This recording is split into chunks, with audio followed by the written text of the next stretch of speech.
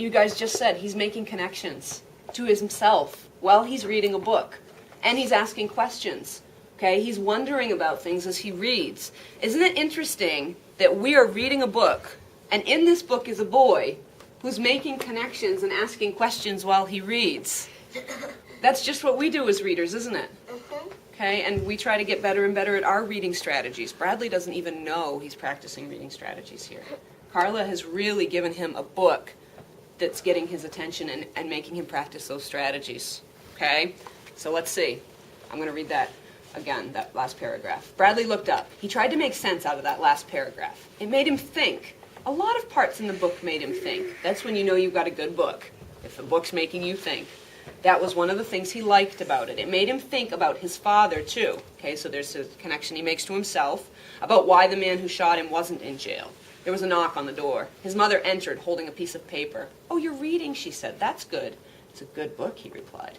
I just got this letter from the Concerned Parents Organization," she said. "There's going to be some sort of meeting about Miss Davis, your counselor."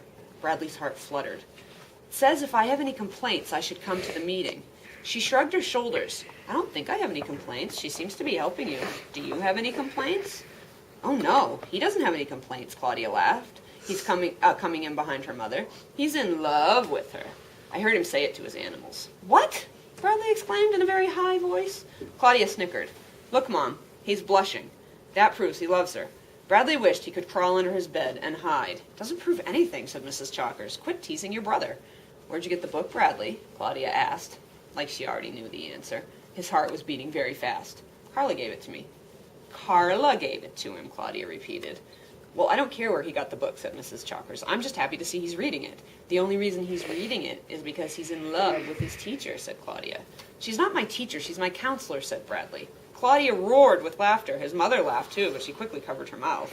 "I didn't say I was in love with her," Bradley insisted. "We were just talking about my counselor, not my teacher, that's all." "Are you going to let him marry her, Mom?" asked Claudia. Mrs. Chalkers smiled. "Well, I don't know. She seems like a very lovely girl." Bradley felt like he was going to die. His sister was hysterical. "So you don't have any complaints about Miss Davis?" his mother asked seriously, getting back to the letter. "She's okay," he said without emotion. Claudia snickered. "Well then, I won't go to the meeting," said his mother. "Come on, let's leave your brother alone."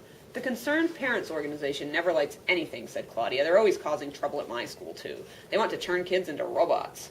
Bradley watched his sister and mother walk out of his room and shut the door behind them. He lay down on his bed. His face was on fire. "So I love her? What's wrong with that?" "Nothing," said Ronnie. "So I love her. What's wrong with that?" "Nothing," said Ronnie. "They just don't understand about love." The door opened again. Claudia stuck her face inside and said, "If the Concerned Parents Organization ever found out Carla kissed you, she'd be fired for sure." Chapter 32.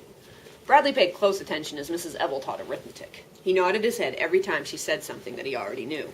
Once he almost raised his hand to answer a question, but he lost his nerve. Somebody else gave the answer he would have given. "I knew it," he thought as he nodded his head.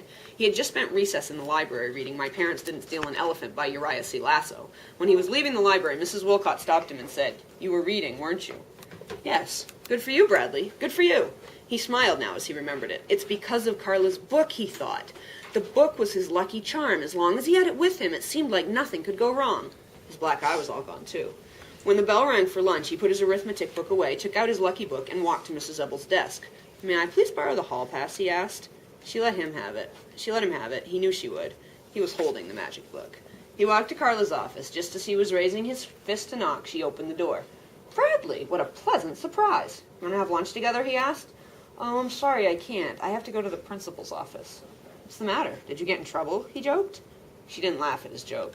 She shrugged her shoulders and then headed toward the principal's office. Maybe she really did get in trouble, Bradley thought as he watched her go. It's probably because she doesn't believe in rules. She must have broken one without knowing it. I should have warned her. But he wasn't too worried. He couldn't imagine anything bad ever happening to Carla. He walked through the auditorium and outside to the playground. He sat down on the steps outside the auditorium and ate his lunch. At least he had her book with him. That was almost as good as eating lunch with her. He didn't read while he ate. He was afraid he might accidentally spill food on the book, even if there were no such things as accidents. Colleen Varigold walked by. "Hello, Colleen," he called to her. She stopped and looked at him oddly, then walked away without returning his hello. Bradley didn't mind. He had said hello to Colleen because he knew Carla would appreciate it. He felt Carla was watching over him, and it didn't matter that Colleen didn't say hello back, because in his heart he heard Carla say, "Hello, Bradley, it's a pleasure to see you today." He finished eating, then opened the book. Guess what they've done now? They've wallpapered the garage. I told you they were crazy. Whoever heard of anybody putting wallpaper on the walls of a garage? Purple paper with yellow polka dots. I don't even know how they got there. The garage has been locked shut for months. The lock was broken or something, so nobody could get in. At least I'm glad they finally got it open. It was beginning to smell pretty bad. You could smell it from the driveway. Now it just smells like paste. I can't wait till my parents get home and put an end to all this craziness. Their trial is next week. They have to be found innocent. I mean, if they stole an elephant, I'd know about it, wouldn't I? Where could you hide an elephant? You know, as I'm reading this book that Bradley's reading, it reminds me of somebody. It reminds me of Bradley. This book reminds me of Bradley Chalkers. And I think Bradley relates to this book because it reminds him of himself. You guys already made that connection. It made Bradley think about things. This is like similar to Bradley's story. I mean, his parents didn't steal an elephant, but he thinks they're crazy. You know, he's just thinking of different things that are reminding him of his own family. And the way this character talks, the way that Louis Satcher made this character in this book, and I don't know if Uriah C. Lasso is a real author or not. We would have to look that up to see. It's very similar to Bradley Chalkers, isn't it? Look, he's reading, said Robbie. I didn't know he knew how to read, laughed Curtis. Bradley looked up. He was surrounded by Jeff and his gang. He can't read, said Brian. He just looks at pictures. They all laughed. What you reading? Asked Russell. Bradley closed the book and slowly stood on the concrete steps. Chicken Chalkers, said Dan. Andy bounced a ball. Bradley glanced behind him. Doug was blocking the door to the auditorium. What's the matter, Bradley? He asked. Hey, Chalkers, what's the name of your book? Asked Robbie. He looked at his book, then stared defiantly at Robbie. Let me see it, said Robbie. Bradley clutched it against his chest. No matter what, he wasn't going to let them harm Carla's book. Aw, come on, Bradley, be a pal, said Robbie. I just want to see it. Curtis chuckled. Robbie stepped up toward him. You can't read anyway, he said. Give it to me and I'll read it to you. He reached out and rested his hand on the book. Bradley jerked it away. Uh-oh, I think he's getting angry, said Brian. Just want to see it, said Robbie. Again, he reached for the book. Bradley held it under his left arm and against his chest. He made his right hand into a fist. Robbie backed away. Jeff, he called. Come on, Jeff, teach him a lesson, said Dan. Jeff stepped between Andy and Russell. All right, said Curtis. Hold on, said Andy. Let me get him off the steps. The boys backed up. Bradley, clutching his book, walked down the concrete steps to where Jeff was waiting. You want me to hold your book, Bradley, said Andy. Bradley glanced at him. Don't worry, he said sincerely. I won't hurt it. Bradley handed Andy the book, then looked back at Jeff. They stood on a patch of grass and dirt and faced each other. The bruise around Jeff's eye had turned brown with a greenish tint. Jeff raised his fists. The other boys formed a circle around them. Come on, get him, Jeff, urged Brian. Give him another black eye, said Russell.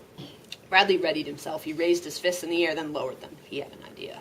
Hello, Jeff, he said. Robbie snickered. Jeff stared wide-eyed.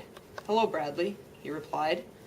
Bradley smiled. He held out his hand. Jeff smiled, too. It was his first honest smile in a long time. He shook his best friend's hand. Why did Bradley call Jeff his best friend? I want